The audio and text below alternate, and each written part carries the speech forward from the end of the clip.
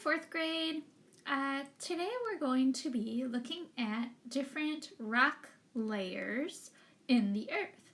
So we've been talking about soil layers and soil profiles, and we talked a little bit about plate tectonics and how plates shift.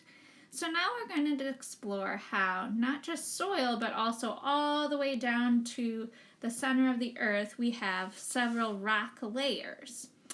And today we're going to be exploring this question. What can rock layers and fossils teach us about how a landscape has changed? So how the earth has changed. We are going to do a little demonstration, and if you have Play-Doh at home and want to do this with me, you are more than welcome to. That'd be great. You're going to need Play-Doh and maybe some shells or little toys, and a straw. So, at the very bottom of the Earth's layers, we have igneous rock that's represented by this black dish. So that's lava that has cooled. And so rain came down and helped cool that lava and harden it. So you can take some blue Play-Doh to represent that and make that layer on top of your black dish. And when the rain mixed with the cool lava, it made some mud. You can represent that with another color. I'm going to use yellow.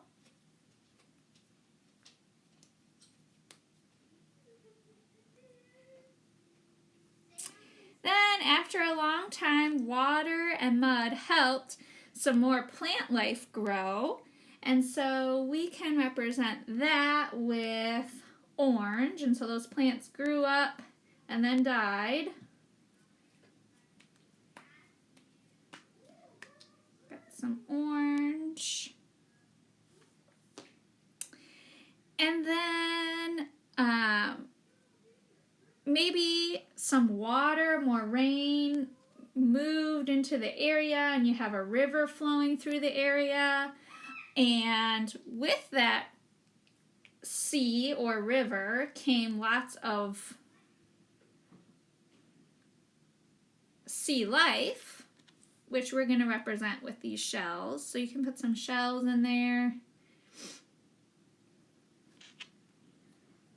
But then maybe all that water dried up and it's no longer wet, but because of how the sea life died and maybe got trapped in mud, and then those bones dissolved over time, and then minerals from the water seeped into all of those cracks and crannies and then created fossils.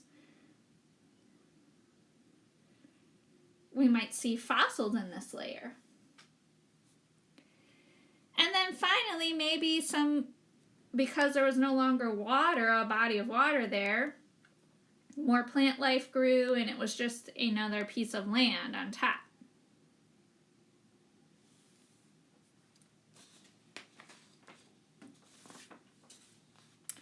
Now we're going to see what scientists see. So a scientist would maybe only see this top layer, but to be able to see all the other layers, they need a tool to drill down and extract those layers. And so we're going to use a straw to do that. Now don't cover the top of your straw, leave it open, and slowly drill down all of your layers. You can kind of twist it like this. We're going to go all the way down until we feel the plate.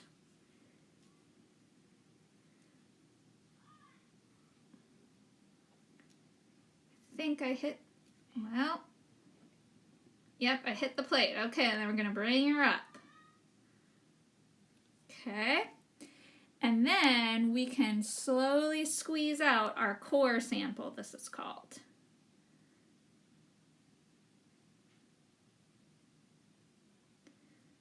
Whoa, look at those layers.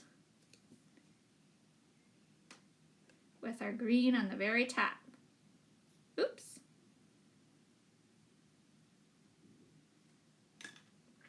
So there's our core sample. That's similar to what scientists would see in a rock sample that they've taken. Lots of different layers of rock. All right. Now we're going to answer some questions, and this is going to be on Seesaw for you to answer as well. The first question we're going to do together. So what did you see in the core? The core was this sample, okay? What did we see? Well, I saw several layers, and some layers were bigger than others, okay? When we answer these questions, we're going to use what's called boomerang sentences. So take the end of the question and boomerang it to the beginning and then answer it. So we would say, I saw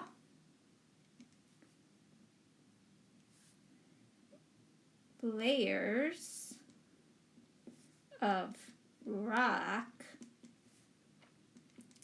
in my core.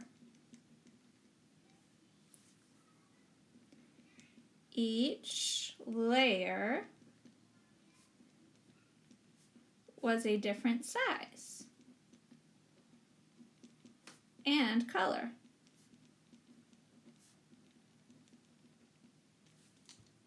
Okay. Based on your knowledge of today and using the diagram to the right, so this picture with the different layers of the earth and different fossils found in each layer, which layer do you think is the oldest, and how do you know?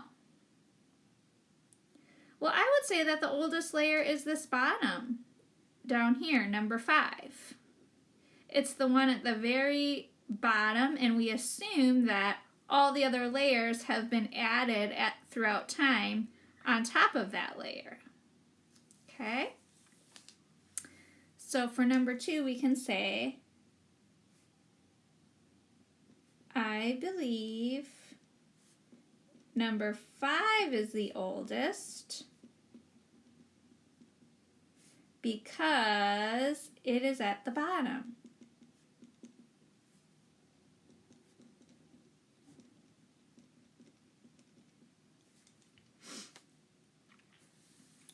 Number 3 and number 4, I want you to answer on your own.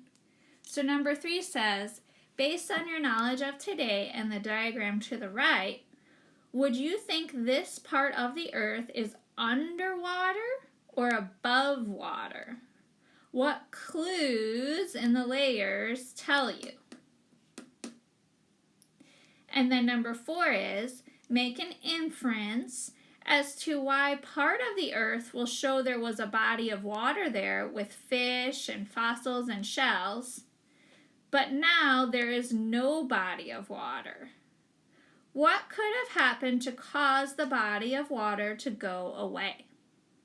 I want you to answer those 2 questions and then take a picture of your notebook paper showing me your answers.